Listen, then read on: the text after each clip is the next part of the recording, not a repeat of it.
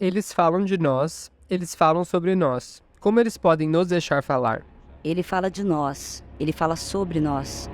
Pode falar conosco? L'anthropologie a un héritage colonial, dont la vision reste une modalité de savoir importante. L'enquête est donc un dispositif de savoir, de pouvoir. Je parle sur, je parle de, puis-je parler avec. Bom, meu nome é Guma Joana, eu sou travesti, enfim, multiartista aqui de São Paulo. Eu me expresso através das roupas, também em performance. Esses são universos bem diferentes, assim, na minha vida. Mas tem uma linha que conecta os dois, que é a reutilização, né? Enfim, novas formas de significar coisas que foram esquecidas. Então, pode ser lixo, ou pode ser também tecido, material, roupa, que a gente pega e transforma. Eu digo a gente porque existe uma marca, né, enfim, que desfila de 6 em 6 meses na Rádio de Criadores.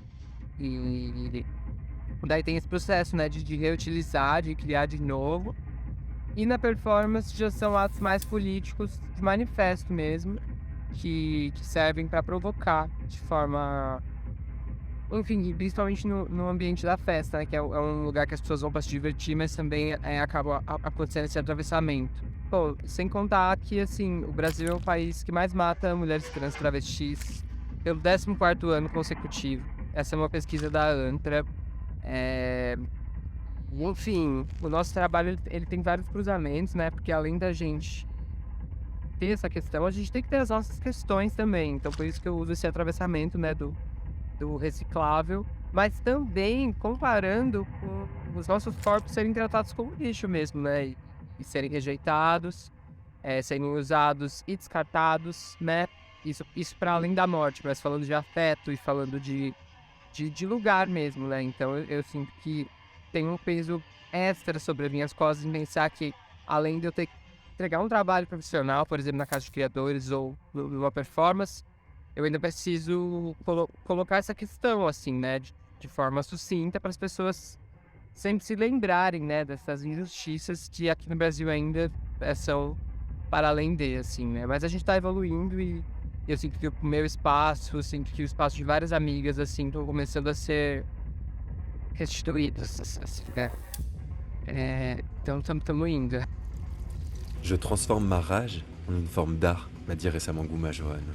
Et ça résonne sans cesse lorsque j'utilise son travail désormais. La première fois que je l'ai rencontrée, elle portait un masque style papier mâché en plein club. Et elle a démarré sa performance sans annonce aucune, sous le feu d'un projecteur bariolé qui faisait d'elle cette idole ambivalente.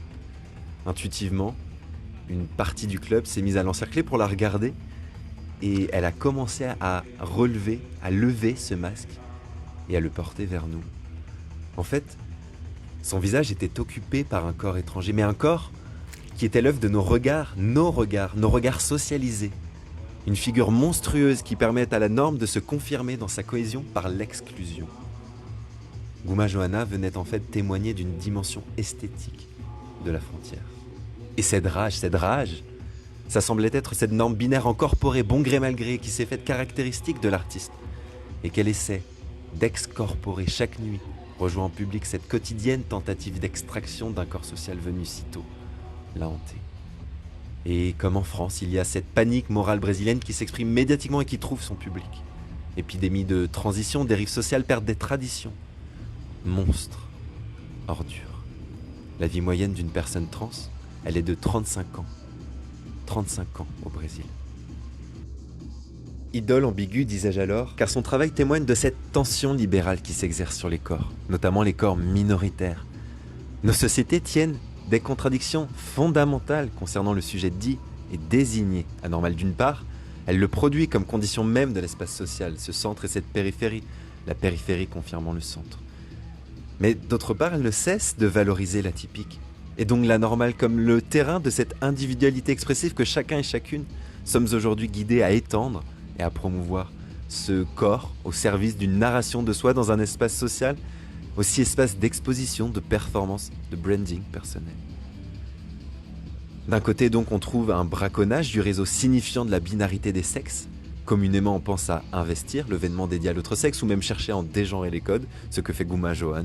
Tactique poétique, art de faire queer, qui résulte d'une saturation binaire de l'espace social, qui contraint les corps, qui contraint l'orientation des corps dans le monde avec ses sanctions. Et dès lors, se tenir à la marge des signifiants dichotomiques relève de tactique queer. Néanmoins, par détournement, foisonnent des bricolages prétextes dont l'industrie de la mode est par exemple très friande, des duperies qui perdent en critique car elles sont des esthétiques prêtes à porter, prêtes à revendiquer et donc prêtes à penser. C'est peut-être pourquoi, en quittant à quatre pattes le dance floor, les pieds à la place des mains, des déchets à la place des lauriers, que Gouma Johanna nous montre la voie ambivalente d'une échappatoire à la propriété privée, un mince échappatoire, mais un échappatoire à une certaine esthétisation qui entraîne ces inévitables détournements de résistance. Résistance issue de la chair d'une corporéité dissidente qui peut, c'est vrai, inlassablement, mais au prix toutefois encore davantage engagé de sa survie, repenser, penser ses potentialités queer. Eu sou a artista Branca Gonzaga. Eu vou falar um pouco sobre mim, mas falar sobre mim é falar de uma artista muito múltipla. Porque eu sou atriz, eu sou roteirista, eu sou pintora, eu sou performance. E dentro disso tudo eu lido muito com a questão do feminino, dos direitos das mulheres, né? Agora o que eu tô trabalhando é uma série que é focada nos corpos das mulheres e com frases que normalmente a gente escuta na rua. Então é uma construção de corpos com várias frases de outras mulheres e histórias. Eu pesquiso a Bell Hooks, também a Grada Quilombo e a Valesca Zanello, que são mulheres que o tempo todo estão dialogando sobre essa questão do que é o ser e se tornar mulher. Ser uma artista, uma mulher no Brasil, significa que eu tenho que lutar diariamente, eu vou ser bem sincera.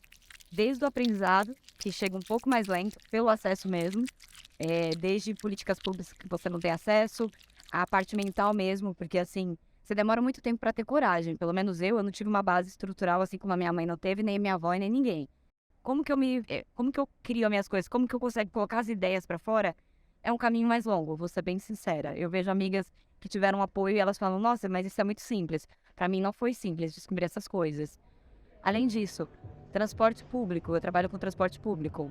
Assédio o tempo todo, eu já vi com várias mulheres, comigo, trabalhando na rua como artista de rua. Já fui ameaçada por homens, já fui ameaçada por artistas homens, por eu ser mulher. Literalmente a frase é, olha, você é uma artista, a gente sabe onde você está, e você é uma mulher, e a gente sabe que você fica aqui sozinha. Sozinha para uma mulher é perigoso aqui no Brasil.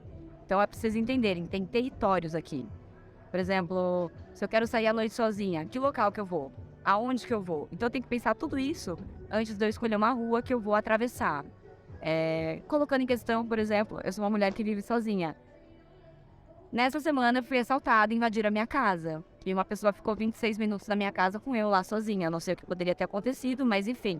Eu lido com essas questões aqui no Brasil. E eu acho que muitas mulheres também no mundo, né? Branca Gonzaga, je l'ai rencontrée par hasard un dimanche sur l'Avenida Paulista. Son peuple de papier m'a appelé, attiré jusque dans sa mise en espace. Car l'artiste nous porte dans une appréhension des identités genrées, des identités raciales, comme relevant autant d'attitudes individuelles que d'un rapport social dont l'institution judiciaire devant laquelle elle expose en est la synecdoque. Il y a donc ces quelques peintures qui figurent des vies qui paraissent hantées par les interactions sociales, avec ces termes qui les entourent tels des cadavres exquis de misogynie, de racisme. Ici se trouve la figuration du corps parlé, caractérisé par l'autre avant même de pouvoir l'être par soi. Le corps, autofondateur, jamais. Chaque lait de papier encèle ainsi un corps dans un corpus stéréotypant, discriminant qui tend à les modeler et à être la figuration d'un enfermement relationnel. Chaque lait officie tel un patron, marquant ce climat policé, policier devant lesquels Branca les expose. L'artiste fait bel et bien œuvre d'une situation. L'institution dans ses rapports au corps, particulièrement au corps des femmes, des personnes racisées et des personnes trans. Le Brésil tient ce triste record pour la 4e année consécutive d'être le pays recensant le plus de meurtres de personnes trans. C'est aussi 1340 féminicides recensés en 2021, un nombre croissant de crimes de haine contre les Afro-Brésiliens et les peuples autochtones. Alors, exposer ce peuple de papier sur ces barrières Vauban, c'est en faire une interface ambiguë entre l'espace social et l'espace institutionnel. Nous sommes face à des corps dans l'attente d'être des sujets de droit, dans l'attente d'une double reconnaissance. étatique, sociale. Mais cette reconnaissance attendue, dont on peut saisir l'importance vitale, est également celle d'une technique d'ordre, particulièrement celle d'une visagéité, d'une identité qui oriente les corps. La mise en espace nous fait évidemment penser à ces contrôles discriminants tels celui du contrôle au faciès, mais aussi à la description des peintures affamantes qui ont couvert quelques murs ici et là de l'Italie entre le XIIIe et le XVIe siècle. Sauf qu'ici n'est pas chargé d'infamie un corps hors la loi, un corps au-dehors de la norme, mais l'institution. L'artiste retourne le regard sur la justice et non sur le justiciable. Parler avec. Ça ne me semble être ni silencier, ni même faire silence, ni même encore chercher à parler d'une même voix, mais plutôt entrelacer les points de vue épistémiques, les points d'énonciation épistémologique. Ceux, évidemment, des premières concernées, Guma Johann, Branca Gonzague, qui n'attendent d'ailleurs ni regard, ni même approbation pour témoigner de leur vie par l'art, et ceux du public. Ici, le chercheur français, non financé, homosexuel approchant la trentaine d'années, alors inclure mon visage, celui de l'homme blanc derrière la caméra, afin d'esquisser cette situation d'énonciation, de faire de mon regard objectivant un regard également regardé, ne fait pas moins de ce dernier un masque générique. Cet impératif confessionnel individuel ne saurait effectivement résumer notre expérience de la corporité vécue, celle-là même qui se donne si peu au visible et qui d'ailleurs ne se rend jamais à la fragmentation ad nauseam d'une intersectionnalité individuelle. Cette expérience vécue qui nous permet à toutes les trois d'entrer et d'être au monde.